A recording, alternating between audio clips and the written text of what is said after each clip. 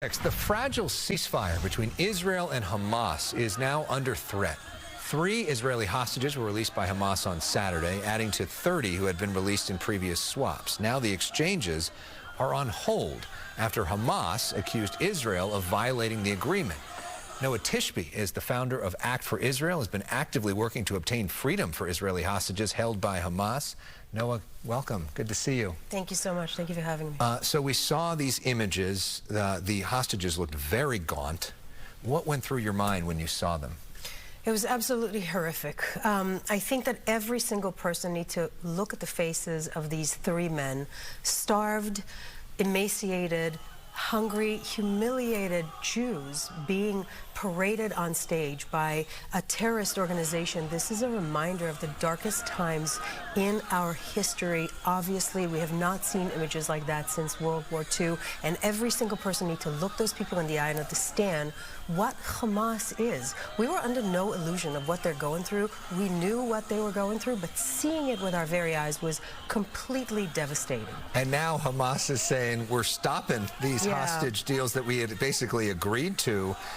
What's your reaction to that, and where do we go from here? Well, my reaction is this. It should come as no surprise that Hamas is threatening to stop the ceasefire and actually derail the deal. Hamas has broken this agreement many times from the beginning. They did not deliver the right names in time. They did not tell Israel which hostages are alive and which ones are dead, and they're doing it again. It should come as no surprise that they're doing this, and what we all need to focus on is that those people have to come back. All of them need to come back as quickly as possible. We knew that they're being tortured, and we saw this with our very own eyes. We have to do this right away. So we've got a different U.S. president now. President Trump talking about this at the Oval Office today and saying that all the hostages need to be back by noon on Saturday, or else hell will be to pay for all of this. Do you believe him, and what do you think should be the U.S. policy right now? Well, that would be incredible. If they can come back by noon on Saturday, that would be absolutely extraordinary. I'm not sure what the Trump plan is. I think that it's probably still being worked on, but what we need to remember is that we have to bring them back. And, you know, sometimes thinking outside of the box might actually be a good idea. There's been a lot of attempts that have been tried in that region and did not go through. This might be a new approach. Look, if you are Hamas, you cannot expect to attack Israel on October 7th, break the ceasefire deal that was standing then on October 6th, and think that there's not going to be severe repercussions to you and to your people.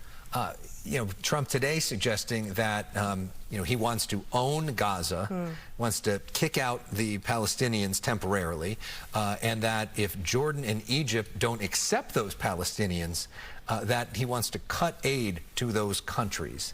Does that make sense to you? Because when you think about, you know, the history of the Jewish people who have been kicked out of their homeland throughout history. Been kicked out many countries throughout history. I mean, the idea of kicking somebody else out of their homeland, does that sit well with you? He's still talking about having them return. He's talking about rebuilding Gaza. And again, I think that plans still need to be worked out. What's most important right now is getting those people out. There are dozens and dozens of people, some alive, some dead, that need to come out. Men, women, and children, and we're under no illusion. We saw what they look like.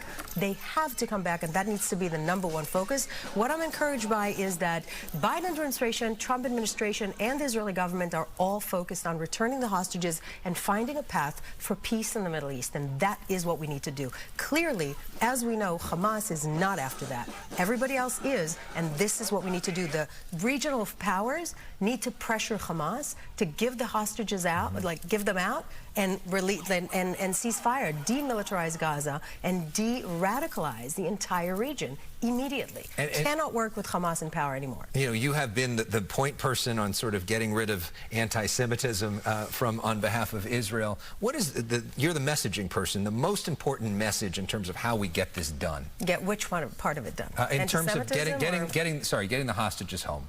I think that international pressure needs to be put on Hamas by Qatar, by the Egyptians, by the Americans, by the Israelis, and by every normal person around the world. These people are citizens. They were plucked from their beds. These people are innocent civilians that were sleeping in their beds and taken hostage. They have done nothing wrong, and every single person needs to actually fight for their release. Noa Tishby, who has 2 different New York Times best-selling books. One of them we want to put up on the screen right now is called Israel, A Simple Guide to the Most Misunderstood Country on Earth. The other is called Uncomfortable Conversations with the Jew, which you co-wrote with Emmanuel Acho, and you came and joined us to talk about it when that came out. Thank you for your continued excellent and really important work. Thank you so much. Appreciate your important voice. Thank you. Marla, over to you.